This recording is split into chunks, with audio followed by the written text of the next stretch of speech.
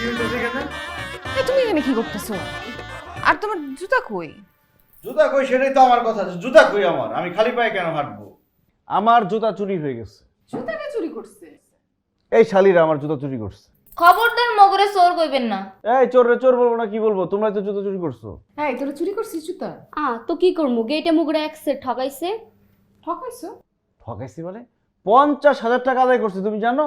এই কত দিছে? না আপা 10,000 টাকা ক্যাশ দিছে আর বাকিটা দিছে চেকে, হে আবার সিগনেচার স্যার। তা 50,000 তো নিছো। জুতার বেলা কি তুমি করবেন? তো আসলেই ঠকাইছে। 1 লাখ টাকা নেওয়া উচিত ছিল। তার কাছে কি বলতে আসছে? হয়েছে, ভালো হয়েছে, 50,000 টাকা নিচ্ছে, এখন জুতা দাও। আরো 50,000 টাকা দাও, তারপরে জুতা পাইবা। ঠিক আছে ঠিক আছে ঠিক আছে এবার। এই 1,000 টাকার জুতা নিতে 50,000 টাকা দেওয়া লাগবে?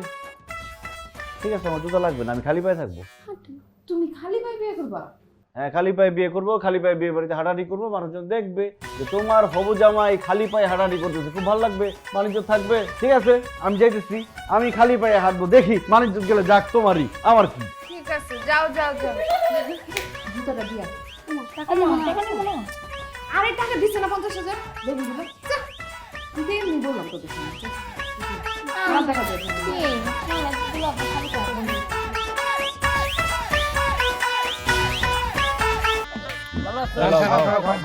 টাইম সমস্যা নাই, ওই যে ইরা কত বুঝে এই তোমরা পকেট দাও, নিল কেন? আশ্চর্য। আপনি কিছু বুঝতে আসছেন না দুলা ভাই, টার্গেট করে আইছে, শট ফালাই দেবে। হ্যাপি নিয়ে তো কইছিলাম যে কিছু একটু সিডেই দি। আরে কোনো সমস্যাটা কি? যত খাইতে চায় দিতে থাক, দরকার হলে গরু আরেকটা জবাইবে। জব দেবেন কত কোনে, ওই যে কুমইরের নাম যে একটাই ওইটাই খাইছে আল্লাহ 22 বাড়ি, ওই যে কুমইরের নাম মোটাটাই না কথা হইব না। ভাই আমার কথা হরেন ভাই, এরকম টাকা কি করেন না হরেন। এই মুরব্বি খাবার কই খাবার না।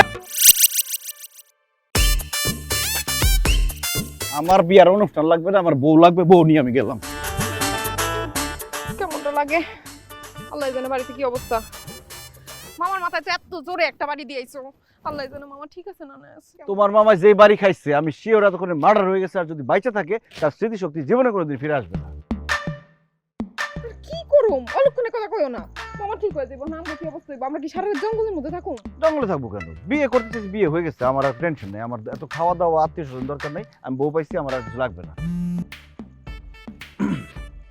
হ্যালো, হ্যাঁ বন্ধু, তুমি কোথায়? আমি এখন এয়ারপোর্টে আছি, ইমিগ্রেশন দ্বারা আছি, আমি দেশের বাইরে চলে যেতেছি আমার বউরে নিয়ে।